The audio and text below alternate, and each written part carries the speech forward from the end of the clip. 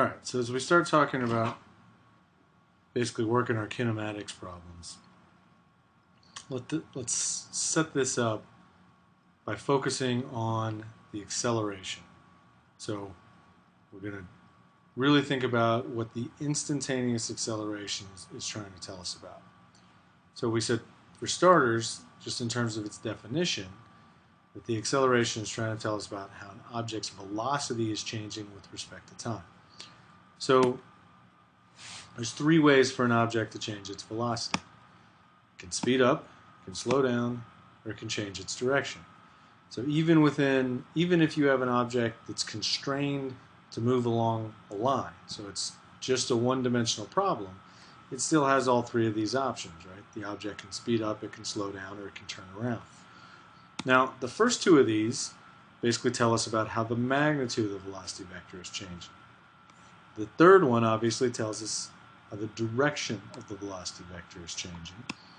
And in a one-dimensional problem, pretty much what that means is we're going to pay attention to the sign of the velocity vector. That's the only way in a one-dimensional problem that the velocity vector can change its direction is to go from positive direction to negative direction or vice versa. All right, so there are a couple of words that we want to be very, very careful with when we're talking about acceleration. So they're accelerate and decelerate.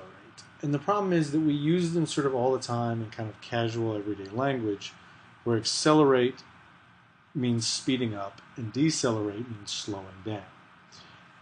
And the sort of danger here is that basically we know that both of these words, both speeding up and slowing down, mean that an object is accelerating.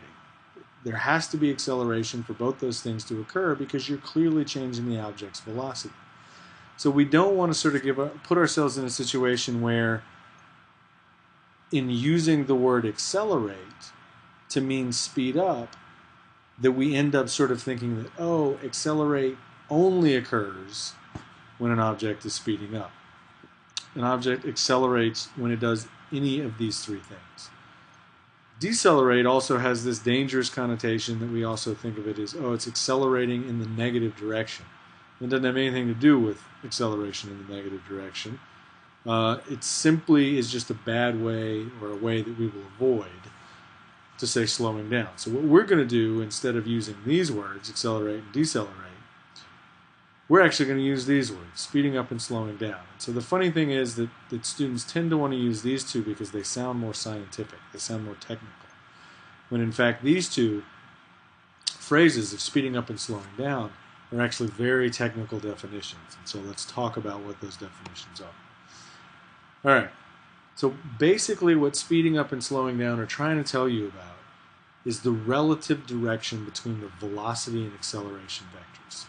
So for an object that's speeding up, so let's take this car here. Here we have it at some initial instant where its velocity vector points to the right and has this particular magnitude.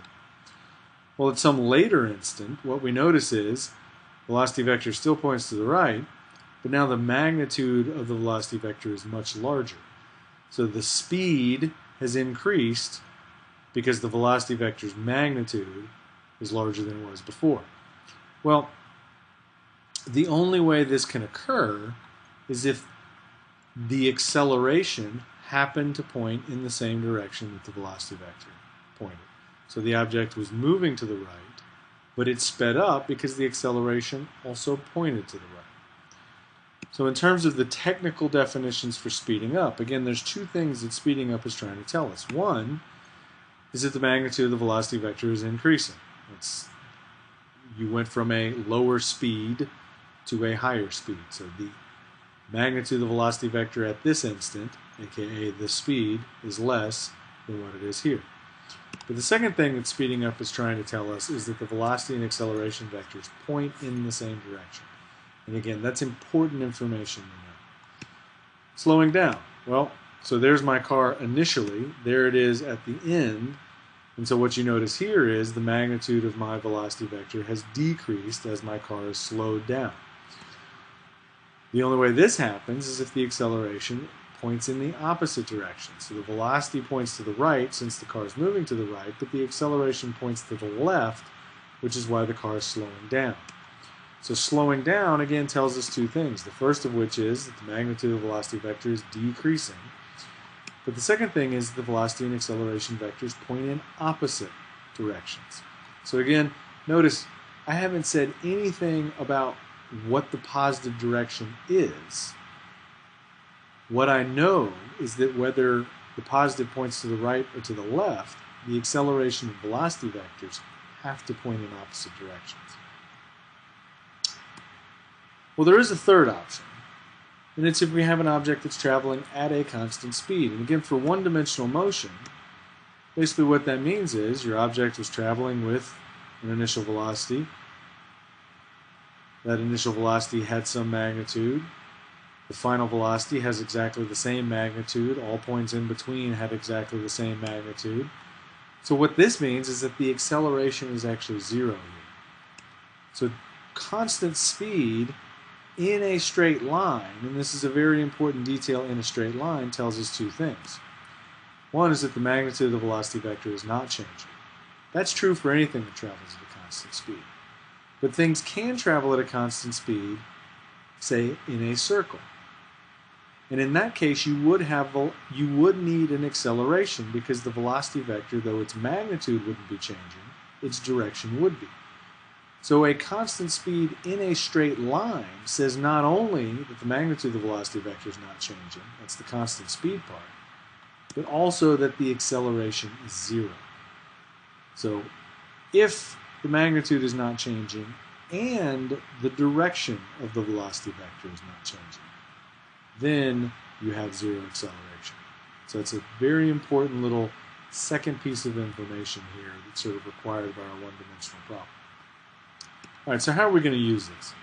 Well, basically what we're going to do is we're going to use thinking about speeding up and slowing down to determine the direction of the acceleration. So there's sort of two pieces we'll do. First is we'll say, well, in most problems, we'll have a sense of which way the object is moving.